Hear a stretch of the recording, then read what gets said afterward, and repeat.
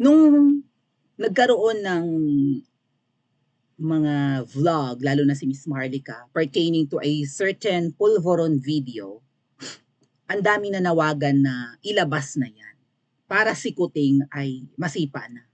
Kapag yung video niyan ay napanood ng marami at ang balak nga raw ng Kuting at saka ng Jahas admin ay sabihin na yan ay deep fake, ibig sabihin ay parang AI made yung video or yung may mag-a-acting na parang may sumisinghot or nag-snort-snort nga, ganyan, sa Rockwell, kung saan man. 'Di ba? So may gaganap na magsisingot-singot and then tatakpan yung mukha i-edit na yung mukha doon kung sino may sumisingot ay mukha ni Kuting. Ganun nila palalabasin, ganun na lang nila pwedeng i-deny na deep fake. May show na ganyan sa US na babanggit ko na yan na kunwari sina Ariana Grande, sina Nicki Minaj at kung sino-sino pa, sina Mark Zuckerberg yata, kung sino-sino pa mga Hollywood celebrities ay gumaganap sa isang comedy show pero hindi talaga sila yon. May ibang actors pero yung mukha nila pinapaltan. Kaya na po kasing gawin yan. There's another show po mga tatkuya, or maybe a movie na ginamitan ng deep fake. Nasa dulo ng dila ko. Sino ito? Hold on sipin ko lang. Kaninong movie yon? Oh, yung movie na Fall Guy. Kung mapapanood nyo yung Fall Guy, I think yung nasa Devil Wears Prada na assistant ni Devil. Isa doon. Okay? And then yung lalaki, yung gumwapo na ngayon na si Kent ng Barbie na movie, yung kahuli yung, di ba may yung bida dun si Kent, yung si Kent, yun naman yung bida sa Fall Guy. Ginamit yung kanyang mukha kasi stunt double siya ng isang sikat na artista.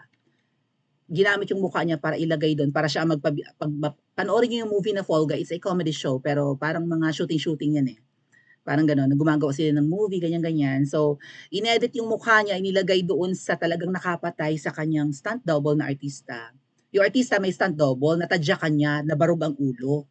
Ang ginawa, inedit yung video, kasi nakuha ng video na nasipa niya, nabarog yung ulo So, inilagay doon yung mukha nung gumaganap na Kent sa Barbie movie, siya actually yung bida, nilagay doon sa mukha ng artista. Kasi yung si Kent ay parang stunt double lang. Stuntman lang siya. So siya ngayon ang pinalabas na nakapatay doon sa another stuntman. Siya ngayon yung tinutugis ng pulis. Pero that was a deep fake video, inedit lang. Okay, so ganyan po. Palalabasin nila yung kay Marcos Jr. niya na singot-singot na pulveron video na deep fake. Sabi na peke yan, ganon inedit yan, hindi totoo na ako yan, ibang tao yan, nilagay lang ang mukha ko kasi nga available naman online ang mga mukha ni Kuting, di ba? Nasa Google naman yan. So ipapatong lang sa mga video footages na yan na kunwari may sumisingot. Ganon nila i-deny. Pero dahil nga po sa video na yan mga ate at kuya ng pulveron, pinressure ang lahat na ilabas na yan, lalo na si Miss Maharlika at kung sino-sino pa raw na may hawak, napanood na nga raw ni Kuya Jay Sonza, napanood na rin ni Pangulong Duterte, at even Atty. Glenn, yung mukhang napanood na rin niya. Marami na nakapanood. In fact, there was also an allegation na yung video niya na ibinibenta in millions of pesos. Right? Binibenta daw yan para ganon. Either ibenta kay Ahas or ibenta sa mga kilalang tao na galit kay Ahas o kung kanino man, para sila ay may hawak ng video na panlaban kay Kuting at Jahas. Ngayon, marami ang pumipigil na ilabas yan dahil hindi pa nga raw nakaka 3 years si Kuting. Inaantay daw na maka 3 years, di ba may formula kayo narinig na ganyan, diniscuss ni Attorney Trixie, na kailangan daw maka 3 years bago ilabas ang kung ano mang makakasira kay Kuting. Kasi kapag umupo agad si VP Sara, halimbawa nilabas last year, no? Wala pa nga 2 years si Kuting hanggang ngayon mag 2 years pa lang. Ngayong June 30, next month, no? Kapag nilabas daw ng prematurely yung video, ang mangyayari niyan, okay, si VP Sara uupo bilang kapalit ni Kuting kasi matinding kahihiyan po pag nilabas yung pulveron video, 'di ba? Either matigas ang mukha ni Kuting at bumaba or I don't know.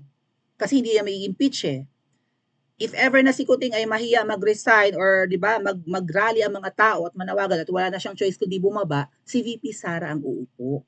Ngayon pag umupo si VP Sara sa loob ng mahigit 4 na taon, since magto 2 years pa lang si Kuting, pwedeng hindi siya makatakbo in 2028 kasi nanungkulan na siya in replacement of Kuting. Kaya may mga pumigil sa paglabas ng pulveron video. Ngayon, Sabi ng isang abogado, pakinggan po natin itong video ha. Inaantay lang daw po ang July 1. Ang sabi ko nga sa inyo, ang July 22 or ang 4th Monday of July ang magiging pangatlong SONA ni Kuting. Baka hindi na raw umabot ng SONA si Kuting. Kung July 22 ang SONA ni Kuting, July 1 lang ang inaantay ni VP Sara. Pakinggan po ninyo ang paliwanag ni Spokes Harry Roque dito. Kasi kapag lumagpas ng July 1, pwedeng pumalit na si VP Sara kay Kuting, hindi na matapos ni Kuting ang administration niya hanggang 2028, pwede na nga hindi siya makapag-SONA, pwede na, kung makapag-SONA man, hindi na siya makakapag-Christmas ng 2024 sa Kamangyang. God willing. Amen, amen. Okay? At ilalabas na yung mga dapat ilabas, wala nang dapat pumigil, tapos na ang inaantay at maturiting panahon. Kapag si VP Sara ay umupo after July 1, or within 2024, kahit next year pa, pwede siyang tumakbo ulit in 2028 hanggang 2034. So yung formula na GMA formula ang tinatawag, si GMA, di ba, na tanggal si ERAP after 3 years, si GMA ang umupo, naka 3 years din, kasi 6 years ang term ng Pangulo eh. Ang naubos lang ni ERAP dahil nag-resign siya 3 years. So napapunta kay Madam GMA yung remaining 3 years ni ERAP. After nun, tumakbo si Madam Luring at nanalo ulit. So, naging 9 years po kasi natapos naman ni Madam GMA yung term as president after ERAP. Yung 3 years ni ERAP at saka yung 6 years ni Madam GMA after ERAP, naging 9 years po nating presidente si Madam GMA. Yan po yung inaantay na formula. Para si VP Sara ay hindi lang maka 4 years or less than 4 years kapag naagaw niya or napunta sa kanya, not necessarily aagawin niya, but maibibigay sa kanya or mapapapunta sa kanya ang presidency, makakatakbo pa siya after 20. Yan ang pagkakaintindi ko. Let's listen to Spokes Harry Roque, mga ate at kuya.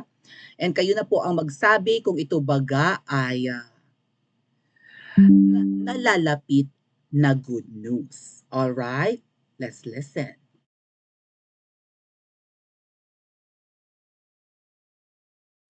Nipon, attorney, out of topic po, paano ang pag mapatalsik si BBM as president at papalitan ni VP Sara? Ang tanong is, makakatakbo pa rin po ba si VP Sara for president sa 2028? Pwede po, kung hindi po siya maninilbihan bilang presidente ng 4 na taon or mahigit pa. Ibig sabihin, kung siya po ay uupong presidente, dapat matapos po ang July 1. Dahil pagdating po ng July 1, less than 4 years na. Ang prohibition po sa saligang batas, pag siya'y nanilbihan ng 4 na taon o mas mahaba pa, hindi na siya makakatakbo. So, importante po yan July 1. Narinig nyo. Umupo si Kuting noong 2022 ng June 30. Yun yung transition from PRRD, June 30 ng 2022. A month after manalo ni Kuting, di ba nanalo siya Mayo yun, May 11 na yung elections or May 9. So, June 30 ng umaga, si Pangulong Duterte pa yon. A month after ng elections ng 2022. June 30 ng alas 12 pataas, alas 12 ng tanghali hanggang onwards, si Kuting na ang presidente natin. So, nung last year ng June 30, nag 1 year si Kuting. Ngayong paparating na June 30, okay, Mayo ngayon, May 29 na nga sa Pilipinas. Isang buwan pa, 2 years na si Kuting. Kailangang hindi umupo si VP Sara hanggang June 30. Dahil kapag ibinagay, napapunta agad kay VP Sara ang presidency, hindi makakatakbo ulit si VP Sara, just like Madam GMA na naging 2 beses na presidente ng Pilipinas kapag naging premature yung pag-upo ni VP Sara. So again, napaka-importante ng July 1 dahil ibig sabihin less than 4 years na yun. Kung mapapunta man kay VP Sara July 1 hanggang December ng 2024 ang posisyon, pwede magiging presidente si VP Sara in less than 4 years o hanggang 2028 at pwede siyang tumakbo sa 2028 at hanggang 2034 natin siyang presidente. Kaya grabe yung gigil nila sa hakbang ng maisog. Baka pagkatapos ng July 1 at may mga hakbang ng maisog pa, magsalita na si VP Sara dyan, mag-participate na. Umattend na nga ng isang beses sa Liwasang Bonifacio. Hindi na nag-speech, di ba? Alam nyo, sa tingin ko, may mga, dahil nga aminado naman si VP Sara na she's very competitive, tumatanim siguro sa isip ni VP Sara yung pagwawalang hiya sa kanya at hindi man lang siya tinulungan ni Kuting. Alalahanin nyo, tinanggalan niya ng confidential funds, grabe ang paninira. 'Di ba? Hindi man lang kinakampuhan, hindi pa lang pinagtatanggol ni Kuting laban sa mga makakaliwang grupo, laban kay Tamba, natanggalan na napilayan si VP Sara sa budget, 'di ba? Napagkaisahan, walang tulong na ginawa si Kuting. Si Pangulong Duterte, ayan anong ginagawa ngayon sa Davao? Nilagyan ng 'di ba nilagyan ng sangkaterba o isang batalyong sa 44 ngayon doon. Kapatid ni VP Sara na mayor ng Davao, inalisan ng mga mabubuting policemen. Okay, mamaya pag-usapan natin si Mayor Basi pumapalag na kay Kuting. Imposibleng hindi aware si VP Sara sa kawalang hiya ang ginagawa sa tatay niya at sa kanyang kapatid. Even Pastor Kiboloy na kaibigan din ni VP Sara nagtatago. Alangang walang alam si VP Sara sa mga kalokohan ng gobyerno ni Kuting at dahil din sa kalokohan ni Ahas. Imposibleng hindi napanood ni VP Sara ang interview ni Ahas kay Tuning Taerna na bad shot na siya. VP Sara, after July 1, ipakita mo na ang iyong talons. Wala ka mang pangil na katulad ni Butod na isang impacta or damonya, ikaw naman ay agila ng Davao. It's about time to show your talons, VP Sara. Kalmutin, gutay-gutayin kung kinakailangan niyang mga malalaki ang tiyan at mga demonyo sa kamangyang. Pati iyang katande mo nung tumakbo ka, alam mong binudol kami niyan. Alam mong grabe ang sakripisyo ng mga DDS for you. Maraming nagkatampuhan ng ibang DDS, si Yorme Isko ang sinuportahan, di ba? Ay inaasahan ng mga ibang DDS noon na si Yorme ang i-endorso ni Pangulong Duterte at never na i-endorso si Kuting. Sumama ang loob ng mga DDS sa iyo, ang iba, kami nagulumihanan, ganyan. 'Di ba? Kung sino ang susuportahan dahil ayaw naman ng tatay mo kay Kuting, nga lang at nandyan ka na, suportado ka namin, sumuporta kami kay Kuting. In fact, natuwa ako, pabor sa akin yun dahil dati akong loyalista. Pero hindi naman ako bulag at hindi ako loyalista nga. Alam kong palpak ang administrasyon, imposibleng hindi mo to nakakita, VP Sara. Baka ang inaantay lang nang maglalabas ng pulveron video na yan ay ang July 1. So Miss Maharlika, alam ko namang busy ka sa iyong tour and whatnot, baka makasilip ka sa channel ko. Kung meron ka mang mahihingan na puting ahas ng video na yan, i-play mo na. Total, may mga threat na gusto kang ipagurgur sa Romanians ng butod na yan. Kayo ng distressed mother, ilabas mo na. Kung sino man ang may hawak ng video na yan, i-send nyo na kay Miss Maharlika. I-send nyo na sa SMNI after July 1. Nang magkagulo at mabaliw-baliw ang mga yawa na yan, ang mga baliw naman talaga at hibang sa pera. Tama ba mga ate at kuya? Oh. So kung ano man yung mga ikasong isinampa sa UN ng distressed mother ni Miss Maharlika dyan sa US din, laban sa asawa ni Kuting, baka yung mga development niyan ay sooner din. So, ano kaya ang gagawin ni na Ahas para si VP Sara ay ma-impeach? Di ba meron silang mga Sara resign movement. Kailangan nilang maputbol si VP Sara bago mag-July 1. Dahil kung hindi nila masisipa si VP Sara, kung hindi nila magurgur, yun na lang ang chance nila, lalasunin nila si VP Sara. VP Sara, mag-ingat ka ha.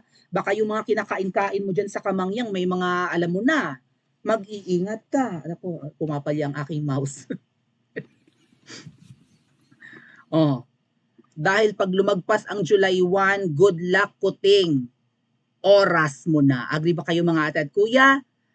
Paki-comment po sa comment section at mag-like and subscribe din po kayo.